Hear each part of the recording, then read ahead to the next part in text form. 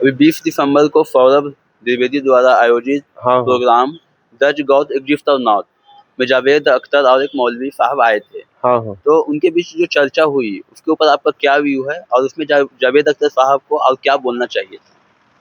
या मौलवी को मतलब क्या, क्या अपनी मतलब अपनी बात रखने का। तो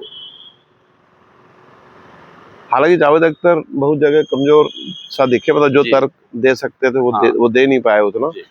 मौलवी थोड़ा हावी होता नजर आया, क्योंकि वो मेरी दृष्टि में क्या, मौलवी क्या किया, वो एक विशेष तैयारी करके आया था और एक साइंटिफिक बहुत सारे वर्ड वो बोल रहा था, जो कि जावेद अख्तर साहब जवाब नहीं दे पा रहे थे। वो कंटिजेंट जो बोल रहा था उसका तो वो बोल भी दिए कि भाई ये चीज मुझे समझ में नहीं आ रही, आप मुझे एक्सप्लेन कीजिए।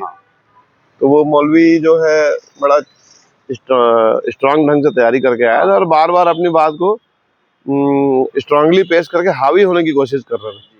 हालांकि जावेद अख्तर साहब हावी होने की कोशिश, हावी हो नहीं पाया, लेकिन अख्तर साहब की तारीफ मैं इसलिए करूंगा क्योंकि 81 साल का आदमी, मतलब पूरी देखा जाए तो एक पूरी कौम के सामने स्ट्रांगली खड़ा है कि बेटा मैं तुमको यहाँ तक तो ले ही आया हूँ।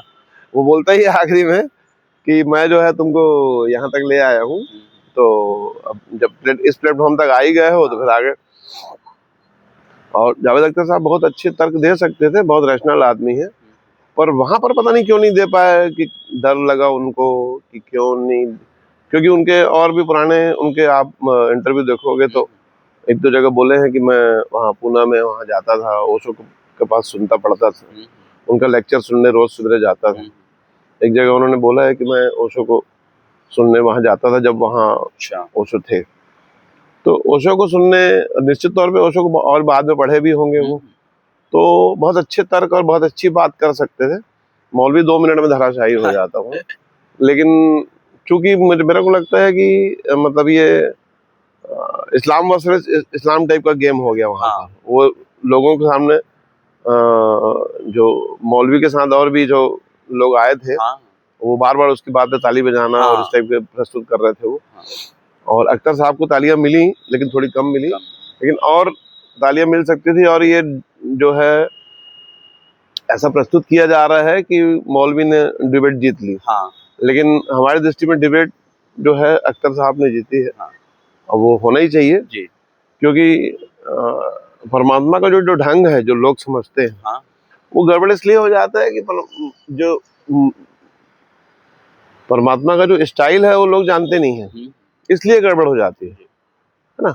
परमात्मा जो है डायरेक्ट कोई भी चीज नहीं करता है ना, ढंग उसका, अपन नाम उसको परमात्मा दे रहे हैं ना, एक्चुअली वो एग्जिस्टेंस है।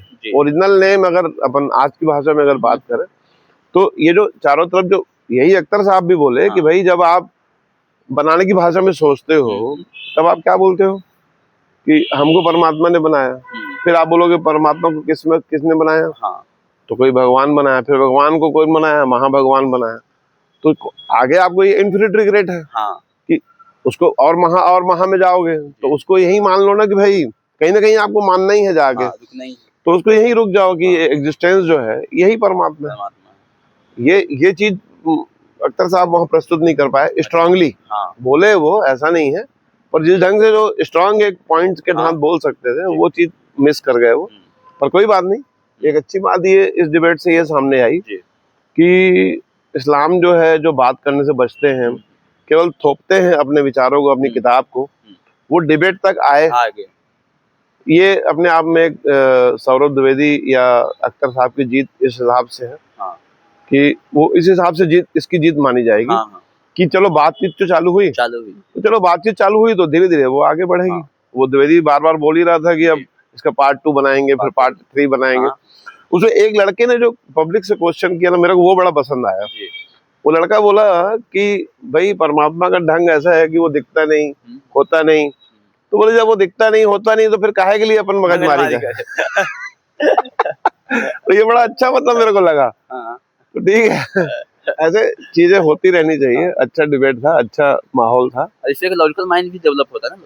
हाँ, ये जो मतलब जो हमारे समाजों में या भारतीय तुष्टिकरण नीति में लॉजिकल माइंड को साइड रखते हैं, अब वो धीरे धीरे डेवलप हो रहा है या होगा बोलना चाहिए। तो अच्छी बात है ये, इस तरह के जो प्रोग्राम है वो आते रहने चाहिए सामने, गुड है।